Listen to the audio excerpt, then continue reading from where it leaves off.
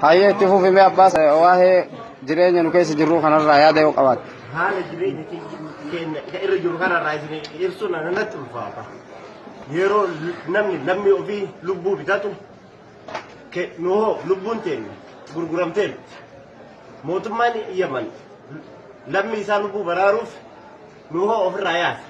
Kasuudiyoo murtiin inni nurratti murteesse xiyyaaraan silaachetti dhumachuudha huduuda sanarratti. Laakiin hoo haala fooyya'aa tokkoon achirraa nu fuudhanii as nu fidanii fooyya'ii tokko jiru lubbuu teenya nu baraarame malee akkuma waa lubbuun teenya dhumattee ammallee mana isin argitan kana keessatti viidiyoo kana wanti amma isin waraabnee uummata Oromoo isinii dabarsuu jirru yoo mootummaallee kan qabaanne taate uummanni Oromoo yoo Oromummaa akka jiraatu taate akka lammiitti nu birmattaniitiin lubbuun teenya akka asii baatu sila mootummaan nun arguni mootummaan nun beeku warri mootummaan beeku warri dhibeellee fidu nama gurraacha jedhaniitiin raasaatti nu ari'an gaaratti nu ari'an kun ammoo saarukaan nu tumuu ture kun ammoo asidduu jira nu dhukkubarraa baraaramoo osoo hin ta'in dhukkubatti kennamu jirra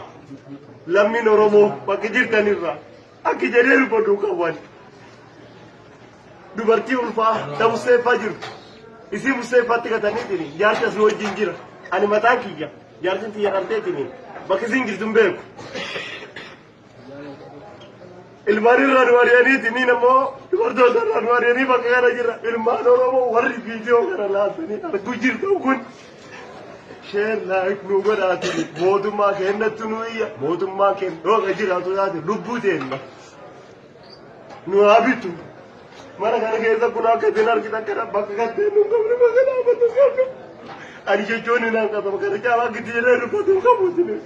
silaa mootummaa qabnu lammiin Oromoo bakka jirtanirraa nu iyyaa isinin jedha galatoomaa bitallee jira.